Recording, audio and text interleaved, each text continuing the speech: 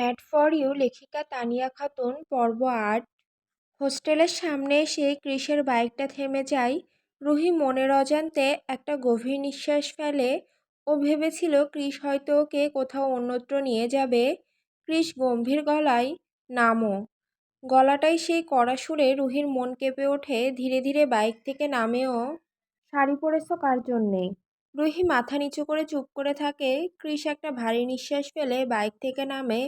ধীরে ধীরে ওর দিকে এগিয়ে আসে। রুহি ভয়ে পিছু হটে যায়। পেছাচ্ছ কেন? আপনি আপনি এগোচ্ছেন কেন? Stop, I said stop.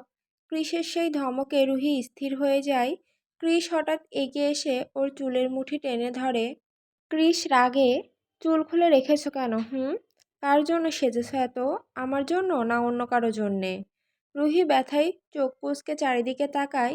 রাত গভীর, আশেপাশে কেউ নেই, তবু সাহস করে বলে ওঠে, দয়া করে রাস্তায় এমন করবেন না, ছেড়ে দিন আমাকে, কেউ দেখলে খারাপ ভাববে। ক্রিস আরও কাছে টেনে নিয়ে আসে রুহিকে। মুখটা ওর মুখের একদম সামনে এনে বলে, সো হোয়াট? চাইলে এই রাস্তাটা আমি কিনে নিতে পারি, তারপর এখানেই তোমার সঙ্গে বাসর করতে পারি, বুঝলে? রুহির চোখে পানি এসে যায়, ব্যথায় গাল বেয়ে নেমে পড়ে। তবু সে সাহস করে বলে, আপনি তখন কেন বলেছিলেন আমি আপনার স্ত্রী? আমাদের তো বিয়ে হয়নি। হয়নি, কিন্তু হবে, চাইলে এখনই করে ফেলতে পারি, চলো। এই বলেও রুহির হাত টেনে ধরে। রুহি ভয়ে কেঁদে ওঠে, না, আজ না, পরে প্লিজ। ক্রিস আকাশের দিকে তাকিয়ে একটা গভীর নিঃশ্বাস ফেলে, তারপর নিচু গলায় বলে, বাটারফ্লাই, হুম, একবার আমায় জড়িয়ে ধরবে? রুহি অবাক হয়ে তাকিয়ে থাকে। ক্রিসকে আজ কেন অন্যরকম লাগছে। মনে হচ্ছে সে অনেক ক্লান্ত। মুহূর্তের নীরবতার পর রুহি ধীরে ধীরে এগিয়ে এসে ভয়ে ভয়ে ক্রিসকে জড়িয়ে ধরে। ক্রিস হেসে ফেলে একটা কষ্টভরা হাসি। ও ওকে শক্ত করে জড়িয়ে ধরে, যেন ছেড়ে দিলে রুহি হারিয়ে যাবে চিরতরে। ক্রিস নরম গলায়, আমায় ঠকাচ্ছ না তো বাটারফ্লাই? রুহি কিছু বলে না, চুপ করে ওর বুকের ভেতর মাথা গুজে থাকে। যদি আমাকে ঠকাও তাহলে তোমাকে শাস্তি দিতে আমার খুব কষ্ট হবে, জানো? কাল কলেজে ছুটি পড়লো, বাড়ি যাবে? হ্যাঁ, না, না মানে না, আমি এখানেই থেকে পড়াশোনা করব। মনে মনে ভাবে, এখনই কিছু বলা যাবে না যে আমি বাড়ি যাচ্ছি। কাল তাহলে তোমাকে নিতে আসবো, রেডি থেকো। রুহি কৃষের দিকে না তাকিয়ে শুধু মাথা নেড়ে চলে যেতে লাগলো। আমি যেতে বলেছি তোমায়? রুহি ভয় পেয়ে পেছনে ঘুরে মাথা নেড়ে বোঝালো, না। তাহলে যাচ্ছ কেন? কৃষ এগিয়ে এসে রুহির কপালে আলতো করে চুমু খেলো, তারপর পকেট থেকে একটা ছোট বাক্স বের করে ওর হাতে দিল। রুহি অবাক হয়ে বলল, এটা কি? রুমে গিয়ে খুলে দেখবে, আর হ্যাঁ, সবসময় এটা সঙ্গে রাখবে, বুঝলে? রুহি বাক্সটা হাতে নিয়ে চুপ করে রইল। ক্রিস ধীরে বলল, এখন যাও। রুহি কিছু না বলেই ধীরে ধীরে চলে গেল। পেছনে তাকিয়ে দেখলো ক্রিস এখনো দাঁড়িয়ে আছে একই জায়গায়, চোখে গভীর এক চিন্তা আর শিকারীর দৃষ্টি। রাতটা শান্ত। হোস্টেলের জানালার বাইরে হালকা বাতাস বইছে। রুহি রুমে ঢুকে দরজাটা বন্ধ করে দিল। হাতে ধরা ছোট বাক্সটা টেবিলের উপর রাখলো। সোনালী কাগজে মোড়ানো বাক্সটা দেখে ওর কেমন যেন অদ্ভুত লাগলো। মনে হলো যেন ভেতরে কিছু খুবই বিশেষ জিনিস আছে।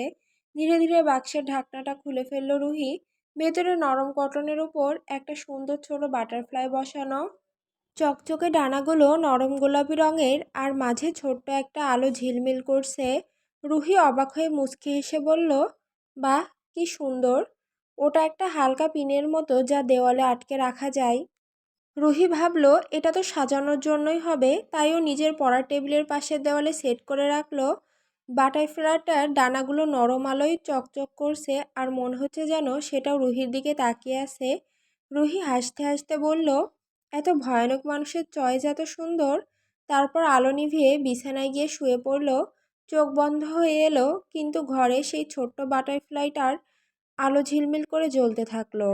কেউ জানে না, রুহিও না, সেই সুন্দর পিনটার ভেতরেই লুকিয়ে আছে একটা ক্ষুদ্র হিডেন ক্যামেরা, যেটা থেকে ক্রিস তার বাটারফ্লাইকে দেখতে পাবে প্রতিদিন, প্রতিটি মুহূর্তে। পরের দিন সকাল। রোদটা হোস্টেলের জানালার ফাঁক দিয়ে ঢুকেছে, রুহির মুখে পড়ছে। ও তখনও ঘুমিয়ে, চুলগুলো একটু এলোমেলো, মুখে শান্ত একটা হাসি। ও জানেই না দেওয়ালে ঝুলে থাকা সেই সুন্দর বাটারফ্লাই আসলে ওর প্রতিটি নড়াচড়া নিঃশব্দে ধরে রাখছে। ক্রিস নিজের রুমে ল্যাপটপ খুলে বসে আছে। স্ক্রিনে ভেসে উঠছে সেই ছোট্ট ঘরটা, যেখানে রুহি ঘুমিয়ে ওর ঠোঁটে ধীরে ধীরে একরাশ হাসি ফুটে উঠল। চোখে অদ্ভুত এক শান্তি, কিন্তু সেই শান্তির ভেতরেও একটা দহনের আগুন জ্বলছে। কৃষ নিজের মনে ফিসফিস করে, ঘুমাচ্ছ বাটারফ্লাই? যেন আমি সবসময় তোমার কাছে আছি।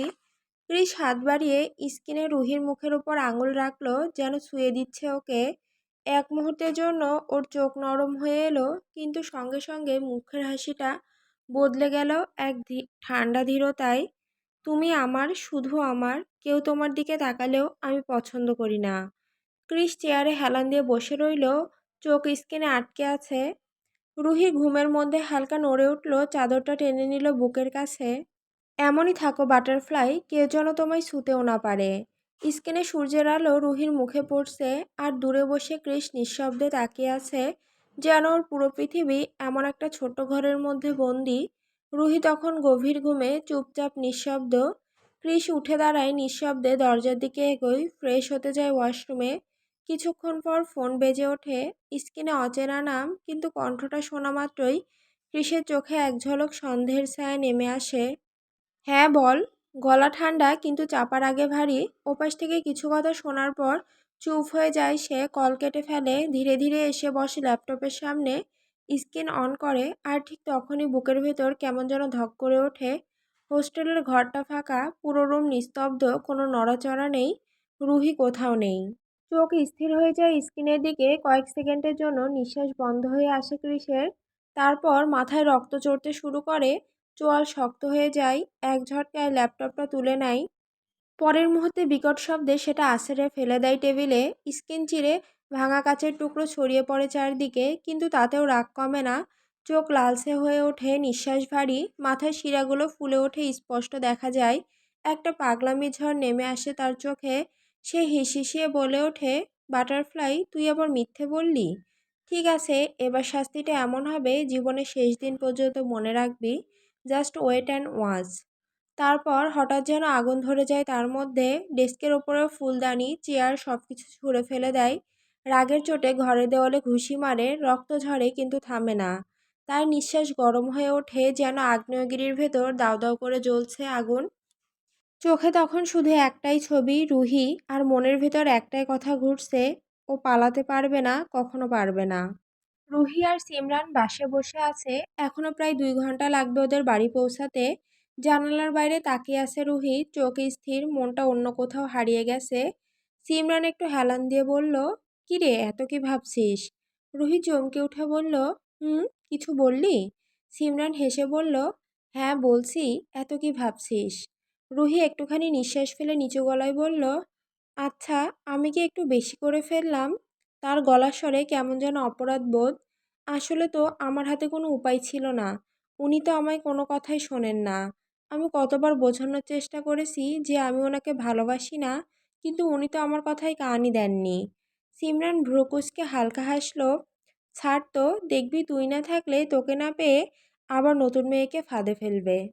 বড়লোকের ছেলেরাই এমন হয়। আমি তো শুনেছি কৃষ নাকি শিক্ষামন্ত্রীর ছেলে। রুহি অবাক হয়ে তাকালো, কি, সত্যি? তাহলে এই কলেজে পড়ে কেন? মানে এত বড়লোক হলে বাইরে পড়াশোনা করতে পারতো না? সিমরান হাসলো। হাসালি বোন, কৃষ পড়াশোনায় খুব একটা ভালো না। ব্যাগ পেতে পেতে এগোচ্ছে, বাইরে পড়তে গেলে তো প্রথমেই বের করে দিত। পড়াশোনা শেষ করতে পারতো না। রুহি একটু বিস্ময়ের সাথে বলল, তুই তো অনেক কিছুই জানিস ওনার ব্যাপারে।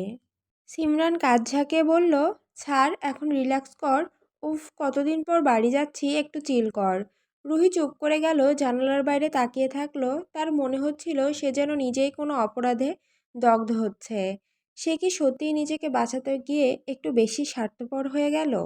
বাইরের রাস্তায় বাসটা দুলে উঠছিল, সূর্যটা ঢলে পড়ছিল পশ্চিমে। সিমরান মোবাইলটা হাতে নিয়ে গান চালালো, অথচ রুহির মন তখনও আটকে আছে একটাই প্রশ্নে, আমি কি ঠিক করলাম, নাকি আমি শুধু নিজের জন্য ওনাকে কষ্ট দিলাম? তার চোখে জল চলে এলো, সে মুখ ফিরিয়ে ফেলল যাতে সিমরান না দেখে ফেলে। চোখের কোণে তখন শুধু একটাই ভয় খেলা করছে, কৃষের সেই লাল চোখ আর রাগে ফেটে পড়া মুখটা। ভেতর থেকে একটা শব্দ উঠল, আমি কি ওর থেকে সত্যি মুক্তি পাবো? রুহি দরজার সামনে এসে বেল বাজালো, টিং টং। ভেতর থেকে ছুটে এলো তার ছোট ভাই সোহান। দরজা খোলার সঙ্গে সঙ্গেই ঝাঁপিয়ে পড়ল দিদির গলায়। আপু কেমন আছো? রুহি হেসে ওর চুলে এলোমেলো করে দিল। এই এত ভালোবাসা দেখানো দরকার নেই, আমি কিন্তু তোর জন্য কিছু আনিনি। সোহান মুখ ফুলিয়ে বলল, ছি ছি আপু, তুমি আমাকে এমনভাবে নিচে নামালে। রুহি হেসে বলল, এই নাটক বন্ধ কর, সর। আমাকে ঘরে ঢুকতে দিবি না নাকি? দুজনের হাসি ঠাট্টার মধ্যে রুহি ঘরে ঢুকলো। তারপর সোজা রান্নাঘরের দিকে গেল। আম্মু সেখানে ব্যস্ত, গ্যাসের পাশে দাঁড়িয়ে কিছু ভাজছেন। রুহি পেছন থেকে গিয়ে জড়িয়ে ধরল, কেমন আছো আম্মু? আম্মু মৃদু হেসে মেয়ের গালে হাত রাখলেন। আমি ভালো আছি মা, তুই বল তোর শরীর ঠিক আছে তো? রুহি হাসলো, হ্যাঁ আমি একদমই ঠিকঠাক আছি। আচ্ছা, আগে তাড়াতাড়ি গিয়ে ফ্রেশ হয়ে আয়, আমি তোর পছন্দের সব খাবার বানিয়েছি। রুহি মুচকি হেসে মাথা নাড়ল, আচ্ছা ঠিক আছে, তবে আব্বু কোথায়? তোর আব্বু একটু কাজে গেছে, একটু পরেই চলে আসবে। ততক্ষণে তুই ফ্রেশ হয়ে আয়, ও আসলেই আমরা সবাই একসাথে খেয়ে নেব। রুহি শান্ত হাসি দিল, আচ্ছা ঠিক আছে। রুহি ওয়াশরুম থেকে বেরিয়ে এলো, ভেজা চুলটা তোয়ালে দিয়ে মুছছে। ঘরে ঢুকেই দেখে সোহান তার বিছানায় বসে তার ফোনে গেম খেলছে। রুহি ভ্রু কুঁচকে বলল, আমি তোকে কতবার বলেছি না আমার ফোনে গেম খেলবি না, যা নিজের ঘরে গিয়ে পড়াশোনা কর। সোহান গেম থেকে চোখ না সরিয়ে বলল, উফ আপু, হোস্টেলে তো পড়াশোনাই করি সারাদিন, এখন একটু গেম খেলতে দাও না। রুহি একটা দীর্ঘশ্বাস ফেলে চুল মুছতে মুছতে বলল, আচ্ছা ঠিক আছে, কিন্তু মাত্র 10 মিনিট, এর বেশি না। সোহান হাসলো, ঠিক আছে আপু।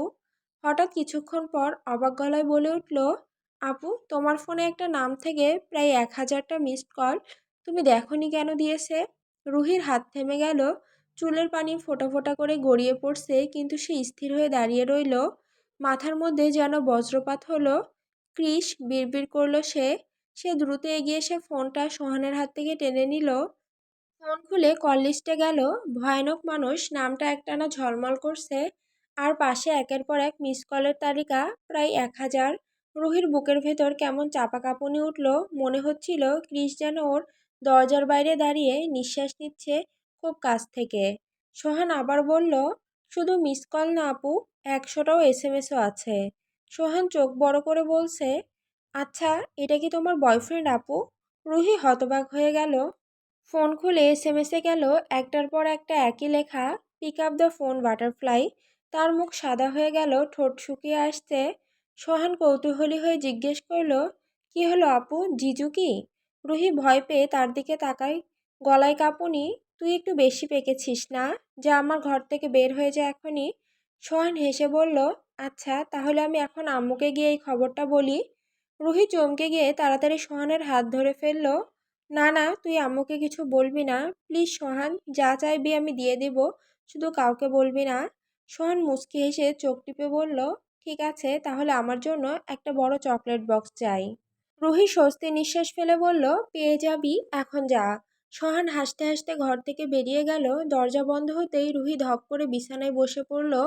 তার নিঃশ্বাস ভারী, চোখের পাতা কাঁপছে। ফোনটা শক্ত করে ধরে নিজের মনে বিড়বিড় করে বলল, না, এই সিমটা এখনই বন্ধ রাখতে হবে, কিছুদিনের জন্য একদম বন্ধ।